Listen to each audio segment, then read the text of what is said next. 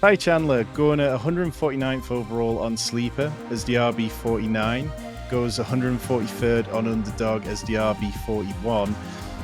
Aaron Jones replaced Alexander Mattison as the Vikings RB1. Jones, 29 years old, played only 11 games last year, dealt with a lot of hamstring issues. When Chandler had his opportunities, he did well.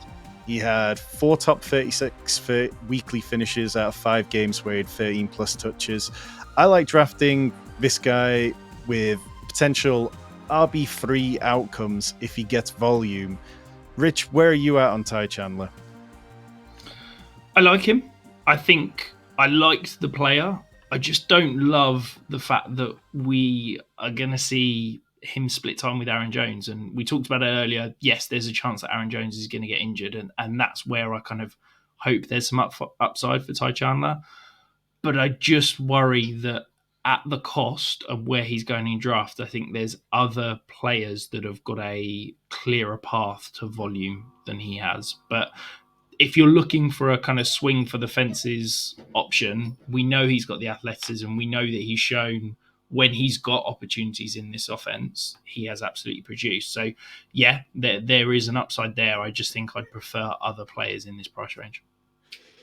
How about you, Hayden? When we talk about his price range, it's the Kendre Miller range, Nick Chubb for now at least, Marshawn Lloyd, Rico Dowdle, Zach Charbonnet, Jerome Ford, Austin Eckler, Chase Brown, Zeke Elliott. Would you take Ty Chandler ahead of any of those? I don't think so. Looking at it, the expected fantasy points, which just like kind of ties up how many targets, how close you are to the goal line, carries, put us all into a number. The Vikings last year were dead last in their combined running back usage. That was because they had some players like Ty Chandler that they didn't want to use. Also, this Vikings team is likely going to be worse than the last year's Vikings team in terms of quarterback play, Jordan Addison suspension, TJ Hawkinson missing time, so on. So yeah, I think the bull case for Ty Chandler is just fading Aaron Jones. Last year, career low, 5.2 yards per touch for Aaron Jones, negative 18% fantasy points over expected. That was a career low for Aaron Jones. He was brutal at the goal line, which is why I think that the Packers wanted to bring in Josh Jacobs, who's much bigger and is going to score all those touchdowns.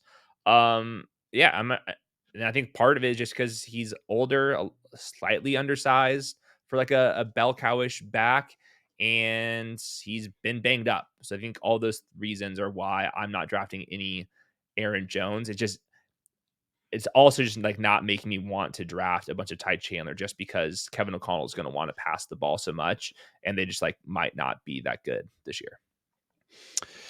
Yeah, I can see that. I think my argument would be, if things go poorly with the quarterback, then I'm just kind of banking on maybe the running backs end up getting more touches, which maybe is poor process from me. But Ty Chandler flashed enough that I think structurally, when I'm in these best ball drafts, Ty Chandler's someone that I get to this point in the draft and I need a RB5 or so before I can get back to drafting wide receivers, or I can start turning my attention to late round stacks, things like that. So Ty Chandler's a fairly easy click for me. I don't think in redraft he's the kind of back that I'd want to roster, because you could easily sit there for 10, 11 weeks with him on your bench and never be able to start him. And then eventually, by the time the bye weeks get particularly ugly, you drop him, and then all of a sudden Aaron Jones goes out injured. So there's definitely different ways to play this one. If you're finding us for the first time, hit the subscribe button. Loads more redraft, loads of best ball content, and loads of dynasty content right here. We are closing in on 2,500 subscribers.